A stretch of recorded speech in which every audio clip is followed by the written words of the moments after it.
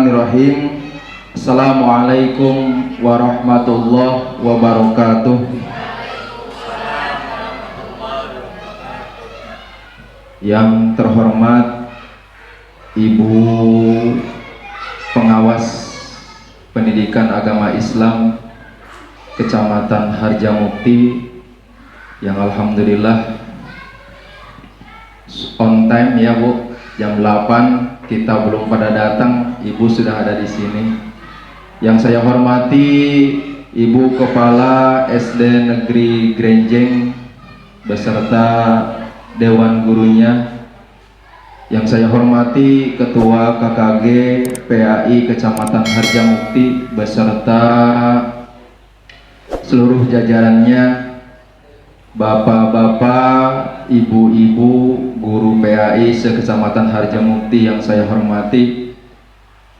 Alhamdulillahirabbil alamin, wassalatu wassalamu ala asyrofil anbiya'i wal mursalin Sayyidina wa maulana Muhammadin wa ala alihi wa sahbihi ajmain, amma ba'd. Assalamualaikum warahmatullahi wabarakatuh. Bismillahirrahmanirrahim. Alhamdulillahirabbil alamin, wassalatu wassalamu ala sayyidina Muhammadin wa ala alihi wa sahbihi ajmain. Amma ba'du. Yang saya hormati Ibu Kepala Sekolah SD Grenjeng, yang saya hormati Ibu Pengawas PAI Kecamatan Harjamukti, yang saya hormati Bapak Ibu Guru Pri Agama Islam se-Kecamatan Harjamukti. Alhamdulillah pada hari ini kita bisa berkumpul di sekolah dari Grenjeng dalam rangka pembinaan rutinan tiap bulan. Mudah-mudahan acara ini diberkahi Allah Subhanahu wa Ta'ala. Yang saya hormati Ibu Pengawas PAI Kecamatan Harjamukti, yang saya hormati Bapak dan Ibu Guru PAI se-Kecamatan Harjamukti. Pertama, yang paling utama, marilah kita panjatkan puji dan syukur kehadirat Ilahi Robbi. Alhamdulillah, hari ini Bapak dan Ibu semua bisa bersilaturahmi datang ke SD Negeri Grenjeng sehat walafiat. Mudah-mudahan kita semua sehat dan tetap dalam lindungan Allah Subhanahu wa Ta'ala.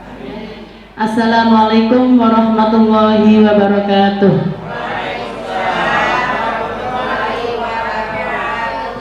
Bismillahirrahmanirrahim. Alhamdulillahirabbil alamin.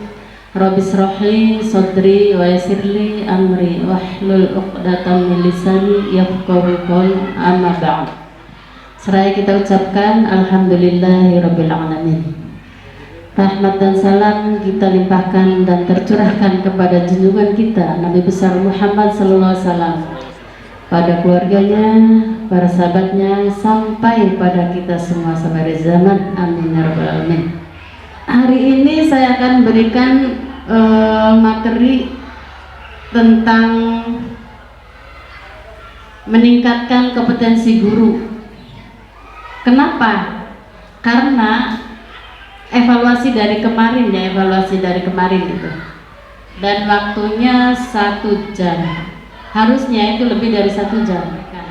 Sebelum saya mulai, mau nggak Bapak Ibu diajak berlari dengan saya? Mau nggak? Ya, mau. Iya, bukan lari di jalan Bu Am, tapi kita berlari untuk memajukan pendidikan agama Islam. Alhamdulillah, Bapak Ibu, saya dipercaya di kantor itu ditunjuk sebagai agent of change. Akhirnya saya pengen ngajak berlari kepada Bapak Ibu menjadi agent juga, yaitu dalam pendidikan agama Islam. Saya punya quotes beberapa tahun yang lalu dijadikan VT-nya saya, itu bahwa quotes saya itu begini, masih ingat? Pengawas PAI adalah agent of change dalam meningkatkan mutu dan pendidikan Islam rahmatan lil alamin. Nah itu. Nah Bapak Ibu pun harus punya quotes. Bukan saya memaksakan. Apa sih saya jadi guru PAI itu Pak Dede? Yang diharapkan tuh apa? Begitu. Ya, jangan saya sudah tua, bentar lagi pensiun. Nah, menjelang mau pensiun apa yang saya kasih kepada anak didik kita? Begitu ya Pak Dede ya. Nah, ini adalah kalimat-kalimat awal. Nah, jadi kita melaksanakan sesuatu, implementasinya mengajar juga menggunakan mata hati. Tidak hanya materi harus selesai, begitu. Bagaimana mendidik putra-putri kita menjadi insan-insan yang Qur'ani, menjadi insan-insan yang akhlak mulia. Nah, itulah saya pengen mengajak berlari Bapak Ibu seperti itu. Jadi jangan hanya target program selesai, promes tanggalnya sekian-sekian selesai ngebut. Apa hasilnya yang kita dapatkan setelah mengajar? Nah, yang kelihatan hasilnya itu kalau setelah kita mengejar atau anak kembali setelah lulus atau setelah naik kelas, nempel di hati dan pikirannya yang dia laksanakan. Sholat setiap hari, duha setiap hari, ngaji setiap hari. Itulah ya, jadi ada perubahan-perubahan tingkah laku. Nah, mudah-mudahan Bapak Ibu semua itu menjadi seorang guru yang mursyid ya Pak Aceh, bukan hanya sekedar mudaris ya Pak Yudi. Jadi kita adalah seorang yang mursyid yang bisa memberikan suri teladan kepada anak didik kita. Next. Baik, sudah lewat ya 10 menit. Sekarang pada materi, kenapa saya pengen membuka mata hati Bapak Ibu dulu. Tadi kan mau nggak diajak berlari, orang lain mau diajak berlari. Bukan arti berlari itu kita lari-lari di jalan, tapi berlari untuk mendidik siswa-siswi kita menjadi anak-anak yang soleh-soleha ya, yang ada hasilnya begitu, sebagai bekal di akhirat nanti. Kalau mengajar dunia kan harus kita kejar akhirat dulu, seperti itu ya. Jadi jangan lupa untuk yang hal itu. Yang pertama evaluasi PKG, yang kedua persiapan PPG, yang ketiga kompetensi yang harus dimiliki guru. Nah, baik. Dari evaluasi PKG, saya menghitung persentase yang didapat. 60% guru ADM-nya lengkap, bisa saya lihat gitu ya, dan saya paraf. Kemudian 95% guru membuat RPP 1 lembar. Jadi RPP-nya yang Mas Menteri 90%, sekecamatan Harjamukti begitu ya. Yang 0,0 ini Kenapa bisa 90%? Karena 50%-nya tidak bisa menunjukkan RPP-nya Pak Aceh. Iya, begitu. Jadi 95%. Kalau menunjukkan semuanya 100% yang RPP 1 lembar, gitu ya. Dia bilang RPP-nya 1 lembar, tapi tidak bisa menunjukkan RPP. Jadi saya hanya 95% mendapatkan data seperti itu. Nah, Bapak Ibu itu bisa diterapkan. Umpamanya mengaji anak-anak, berapa persennya yang sudah hafal Al-Quran juz 30? Berapa persen yang sudah Al-Quran? Berapa persen yang sudah juz amma? Berapa persen yang masih Iqra? Begitu.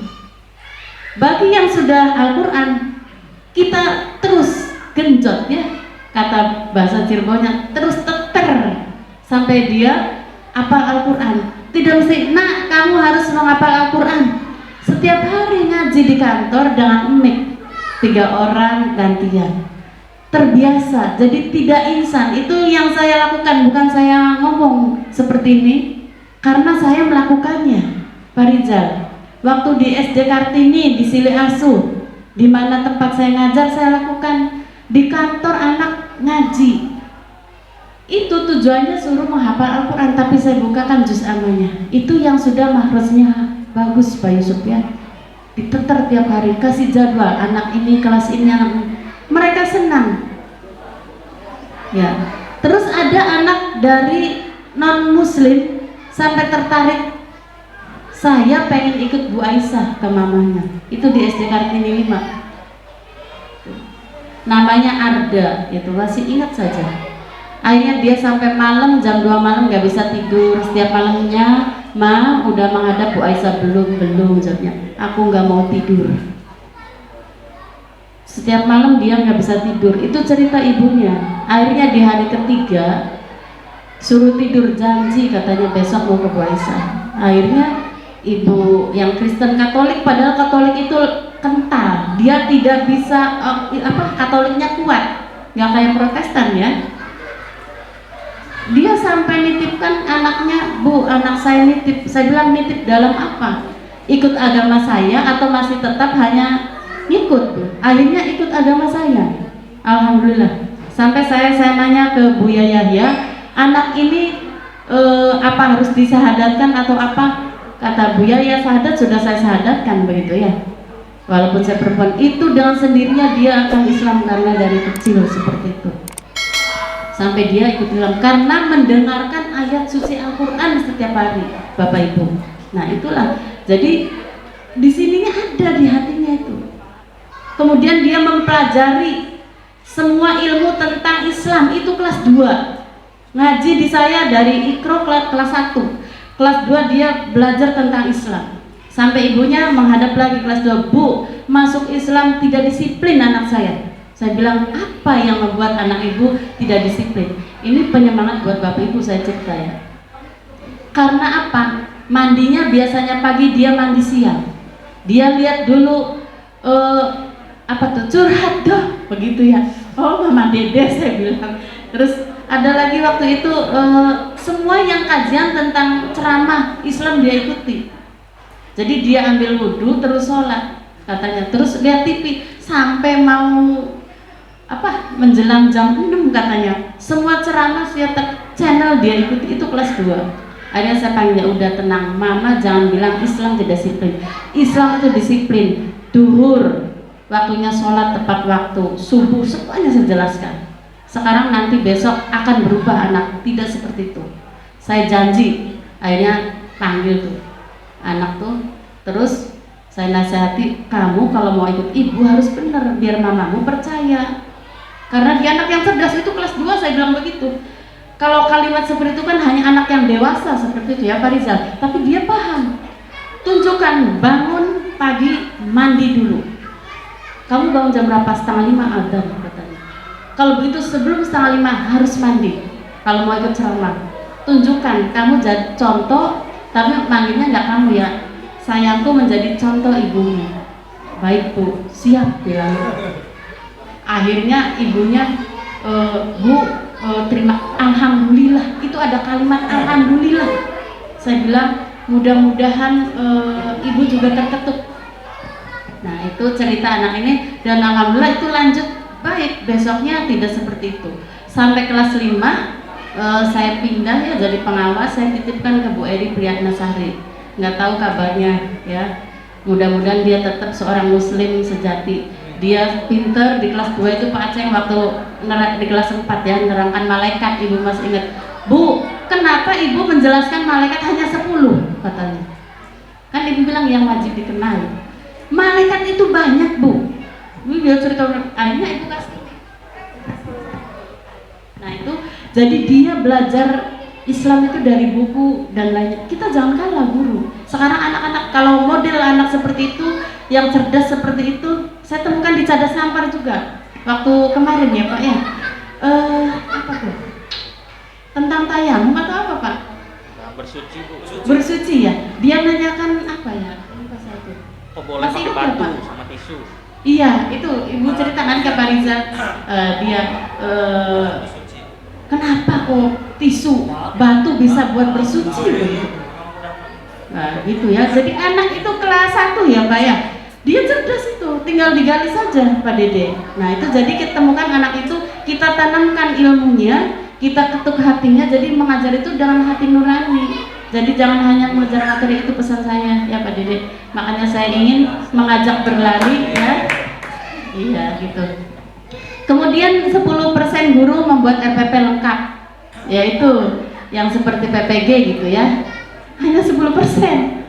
Nah saya harapkan di semester 2 itu berbalik 95% ya. Tepuk tangan semua buat guru biar 95%. Kemudian 65% menguasai kompetensi pedagogik.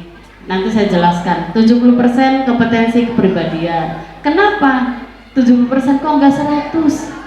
Saya mengamati Bapak Ibu seperti itu, bukan menilai ya. Saya adalah rekanan, kewajiban saya membina, membimbing, juga menjadi teman. Bisa bersahabat dengan saya tuh. Kalau di rumah, main ke rumah saya itu keluarga saya. Ya Pak Aceng, saya sering bilang ke Pak Aceng, ke Pak Dodi, kalau main di rumah Ibu, itu keluarga Ibu. Kalau Ibu berkunjung di sekolah, ya profesional, Ibu sebagai pengawas kewajibannya membina gitu ya. Kalau main di rumah beda lagi, itu keluarga. Kemudian 70% kompetensi sosial, 70% kompetensi profesional. Kita lanjut. Nah, ini persiapan PPG. Yang tadi kenapa 70% itu sosial dan kepribadian? Karena apa? Saya menemukan Bapak Ibu pada saat jadwalnya sudah diedarkan, bilangnya, Bu, saya ada acara keluarga. Ibu kaget, kok bisa begitu ya, acara keluarga. Sedangkan jadwal sudah lama. Itu adalah merupakan kepribadian ya, pribadi kita taruh di mana, tanggung jawab kita taruh di mana. Saya sedih, ya Allah, sampai saya suruh kerjain Pak Aceng. Saya panggil pada saat itu saya di sekolahnya SD Pak Purkon, telepon ke dia lagi kerjanya pura, Bu Aisyah ada di mana? Tak suruh begitu Pak Purkonnya, Bu Aisyah ada di mana? Akhirnya saya datang ke sekolahnya, ada Pak Aceng. Jadi Bapak Ibu, kejujuran itu nomor 1. Kalau misalnya Bapak Ibu belum mengerjakan administrasi, saya nggak bakalan marah. Kok paling ketawa ya Pak Aceng. Oh sampai di sini, Pak Rizal gitu kan, mana lagi? Iya kan, nggak sambil marah. Jadi kalau misalnya Ibu melihat casing atau cerita-cerita orang lain, wah Bu Aisyah tuh begini. Saya mendapat laporan 4 orang gitu. Kalau ketemu Bu Aisyah hati-hati katanya begini. Ternyata enggak. Oh Bu, ternyata saya salah, mohon maaf, menilai Ibu tuh salah menurut cerita orang lain. Oh terima kasih, alhamdulillah. Nah gitu, Bapak Ibu, begitu. Kemudian sosial kenapa 70%? Sosial kita apa ya? Contoh, saya melihat kesedihan kemarin, ada kegembiraan tapi kesedihan di antara teman-teman yang PPG itu. Di sini Kota Cirebon ada 15 orang tahap 2, 7 orang tahap 1. Saya menginginkan itu mereka bareng ketemunya yang lulus. Tapi ada kesedihan yang lulus curhat ke saya, Bu, saya nggak diajak foto katanya. Ibu, jadi Ibu, jangankan Bapak Ibu aja nggak foto. Saya begitu baru ketawa, tenang aja, sayanya di depan Bu, nggak digini-gini. Aduh, jadi Ibu sedih pas akhirin.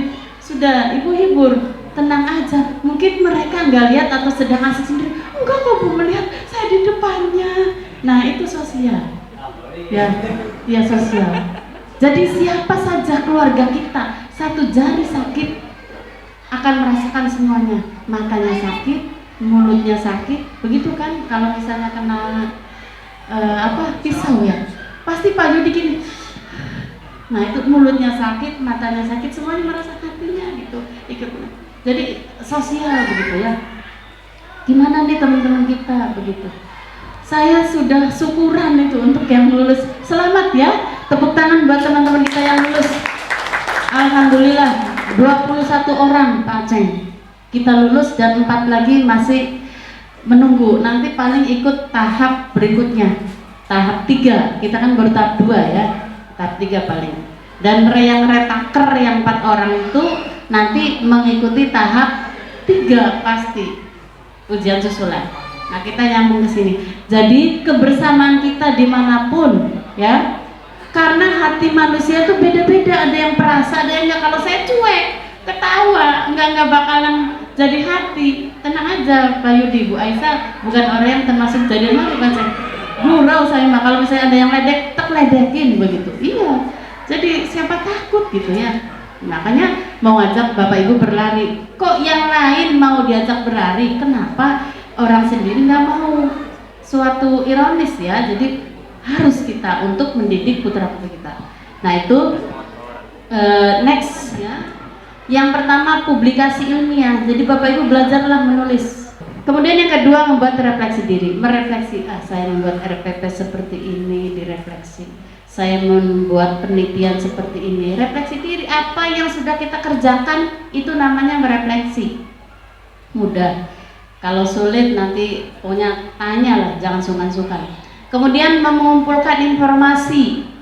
Nah ini saya sering share. Yang gratis-gratis ikuti, gitu ya. Barangkali honor, saya kan honornya sedikit misalnya. Jadi ya udah yang gratis aja ikuti, webinar, seminar seperti ikuti. Kemudian itu maksudnya mencari informasi ya. Kemudian membuat karya inovatif. Jadi ngajarnya, nah yang sudah PPG harus lebih bagus Pak Dodi. Jangan seperti itu, tinggalkan yang lama-lama. Sekarang agent of change, pembaharuan ya. Jadi guru PAI itu harus menjadi agen pembaharuan dalam pendidikan Islam dan menjadi orang yang moderat ya. Harus bisa mana yang benar, mana yang keliru, berdiri di tengah-tengah. Itu guru PAI wajibul kudu. Sekarang kan lagi giat-giatnya moderasi beragama. Itu jadi orang yang moderat, tidak condong kiri, tidak condong kanan. Itu harus bisa meluruskan. Itu kewajiban. Jadi guru PAI itu 24 jam, bukan 8 jam, bukan 12 jam. Di masyarakat jadi khotib, di masyarakat pejabat majelis taklim. Nah itu 24 jam. Lagi tidurnya pun itu ibadah guru PAI itu. Digedor, Pak tolong ini, ya Pak Aceh, Pak tolong ini, guru PAI. Jadi harus bangga menjadi guru PAI, guru borongan yang pandai semuanya, begitu. Iya, guru borongan bisa ngajar kelas. Coba kalau guru kelas, keder bahasanya. Nah, untuk fikih, ya, untuk fikih Al-Quran, kalau Bapak Ibu itu harus dipegang Bapak Ibu. Fikih tuh, akidah. Kalau sejarah Bapak Ibu izin bisa dititipkan ya.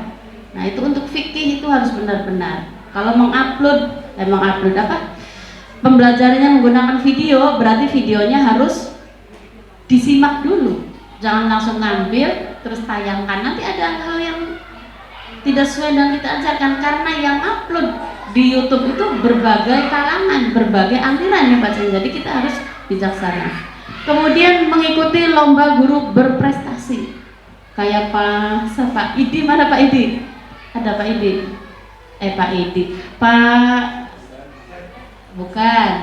Mana ya? Temannya Ibu Karwati. Belum kelihatan Pak? Pak Mukti. Pak Mukti mana?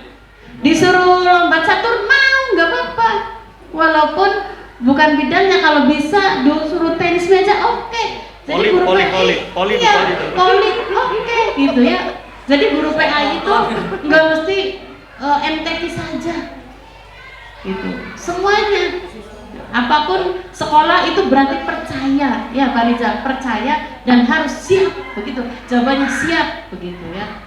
Kemudian mengikuti sudah ya pengabdian. Nah, pengabdian itu di sekolah dan di masyarakat. Kalau di sekolah disuruh pegang. Ibu ada keluhan dari kepala sekolah waktu itu membeli hadroh sama membeli Al-Quran banyak. Setelah itu ada dinia takmiliyah. Ternyata guru begini, Pak mohon maaf sayanya nggak bisa. Ibu kaget, kok bisa gitu guru agama? Nggak bisa Pak. Kenapa? Setelah ibu tanya, Bu itu miskomunikasi katanya. Maksudnya kalau sekarang disuruh hari ini saya nggak bisa, yang jelas ibu bilangnya gitu. Kalau guru agama itu nomor 1 ya, apalagi ada diniyah takmiliyah gitu. Jadi ada hadroh, ada Al-Quran, ada juz amma, dipakai, jangan masih baru saja ya. Sampai lecek tuh, itu tandanya sering dibuka-buka ya Pak PI. Al-Qurannya kecil, Al-Qurannya bagus baik gitu ya. Juz amanya masih utuh saja. Bu, juz amma itu di lemari utuh katanya kepala sekolah. Ibunya malu. Masa Pak? Keluarkan. Ibu bilang, keluarkan saja Pak. Kenapa? Taruh di kelas. Awal-awal misalnya guru kelas sulit waktu 5 menit itu, ada yang keberatan Pak Ceng. Waktu ibu dulu, jadi nanti waktunya Bu rugi kita. 5 menit ibu, 5 menit saja. Kalau misalnya nih manfaatnya, kalau misalnya bapak ibu nggak sempat ngaji di rumah, bisa ngaji bareng dengan anak-anak. Ngaji bareng saja. Surat apa anak-anak kemarin? Atau kasur Bu, yuk kita lanjutkan terus. Akhirnya mau, alhamdulillah. Jadi kita pelan-pelan ke guru kelas juga. Biar kita itu go. Gitu. Jadi juz amma semua kelas harus ada. Amal Jumat buat beli juz amma, begitu. Buat beli Al-Quran. Nah nanti menjelang Ramadan, sebelum Ramadan tuh ingat-ingat Bu ada Al-Quran nggak di kantor? Barangkali Ibu lupa. Biasanya kalau Ramadan ada, gitu ya. Gitu. Jadi nanti yang nggak punya Al-Quran bisa nanti proposal ke kantor, gitu ya. Ke bagian Bimas kalau Al-Quran, bukan ke Pais, gitu, Bimas ya. Nah itu pengabdian jadi ada di sekolah, ada di masyarakat. Kalau di sekolah jadi petunjuk perpus. Jadi apa saja itu SK-nya diminta, jangan lupa di PDF-kan, dikumpulkan, semuanya di PDF-kan. SK apalagi banyak tuh surat tugas, piknik aja itu pengabdian. Jadi ketua panitia begitu ya. Jadi sekretaris. Satu tahun dapat banyak Pak Sahirin.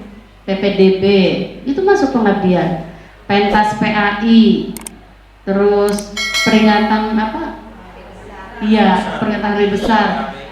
Al-Quran tuh pesantren Ramadan banyak itu pengabdian di sekolah 1 tahun tuh kayaknya 6-nya lebih. Kemudian di masyarakat misalnya jadi khotib tadi minta suratnya ya kalau jadi khotib, terus jadi pengurus yang RT RW, pokoknya semuanya semodel pengurus gitu diminta Pak Yusuf ya. Jadi jangan jadi khotib sudah khotib saja. Kan ada surat undangannya, surat diminta semua. Jadi kalau ibu-ibu misalnya jadi ibu PKK posyandu, minta suratnya. Wis lah, amel Bu, beli ngerti. Kalau di kampung kadang-kadang kan yang penting jangan bikin sendiri, nanti ketuanya tinggal tanda tangan. Capnya beli dua, bikin capnya. Murah, gitu ya. Nah itu. Jadi next Pak Sahirin. Nah ini kompetensi yang terakhir, kompetensi yang harus dimiliki guru. Berdasarkan Undang-Undang Nomor 14 Tahun 2005 Pasal 8 di situ ya ada beberapa hal yang wajib oleh guru dan juga dosen. Yang pertama kualifikasi akademik, sarjana. Kalau misalnya masuk siaga tuh itu diakui ya. Kemudian kompetensi yang ditekankan lagi pada saat pendidikan profesi guru, ya ini PPG tuh sertifikatnya itu termasuk. Kemudian sehat secara jasmani dan rohani. Jadi Bapak Ibu ya sehat jasmani dan rohani. Kalau rohaninya tidak sehat tidak bisa ngajar begitu ya. Kemudian memiliki kemampuan untuk mendukung terwujudnya tujuan pendidikan nasional. Yang terakhir, ini kompetensi yang harus dimiliki guru antara lain kompetensi kepribadian, kompetensi pedagogik, kompetensi sosial, dan kompetensi profesional.